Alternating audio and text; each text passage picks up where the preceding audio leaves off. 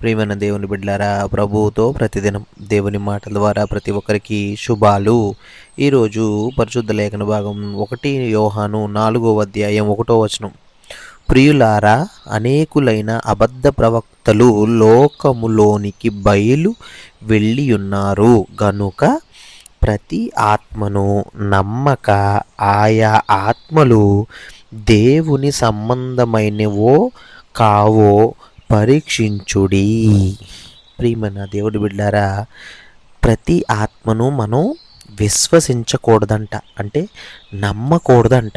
ఆత్మలు దేవుని వలన వచ్చెనని తెలుసుకొనుటకు వాటిని పరీక్షించుడి అని దేవుని వాగ్దానం ఉంది. ఎందుకంటే అనేక తప్పుడు ప్రవక్తలు లోకంలోకి ప్రవేశించారంట. సో అపోస్తులైన యోహాను ఏం చెప్తున్నారు అంటే, మనకు ఒక శక్తివంతమైన ఒక హెచ్చరిక చేస్తున్నారు. ఏంటి అంటే, అనేక తప్పుడు ప్రవక్తలు లోకంలోకి ప్రవేశించారు. ప్రతి ఆత్మను మీరు నమ్మొద్దు. ఆత్మలు దేవుని వలన వస్తున్నాయి అని మీరు తెలుసుకోండి, పరీక్షించండి అని యోహాను గారు చెప్తున్నారు. అంటే ప్రభువుని పేరుతో మాట్లాడుతున్న ప్రతి ఒక్కరూ కూడా దేవుని వారి కావు. మన ముందొస్తున్న ఉపదేశకులు, ప్రవక్తలు నిజమైన వారా, తప్పుడు వారా అనే విషయాన్ని మనం కూడా విచారించవలసిన అవసరం ఈ రోజుల్లో ఎంతగానో ఉంది. ఫస్ట్ మనం ఆత్మలను పరీక్షించాలి. ఎలా అంటే, ఇది బైబిల్ మనకు ఇది ఒక ఆజ్ఞగా ఇస్తుంది.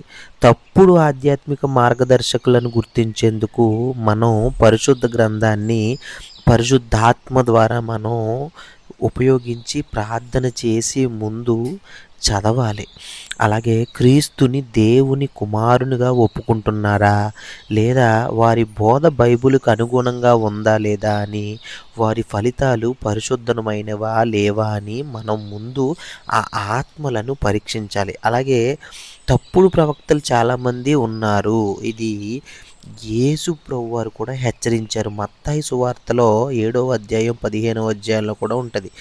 గొర్రెల వేషధారులైన తప్పుడు ప్రవక్తల నుండి జాగ్రత్త పడుడి అని మాట ఉంటుంది. ఈ తప్పుడు ఉపదేశాలు ప్రజలను మోసగించి దేవుని సత్యం నుండి దూరం చేస్తాయి. అలాగే ఈ కాలంలో మానవులను ఆకట్టుకునే లోకానుగుణమైన దేవుని సత్యానికి వ్యతిరేకమైన సందేశాలు కూడా ఉన్నాయి. వాటిని శోధించి నిజమైన వాక్యాన్ని, క్రీస్తు సత్యాన్ని మనం అర్థం చేసుకోవాలి. అప్పుడే ప్రతి ఆత్మ కూడా బలపడుతుంది. ఆ ఆత్మను రక్షించే విధంగా మనల్ని తయారు చేస్తుంది.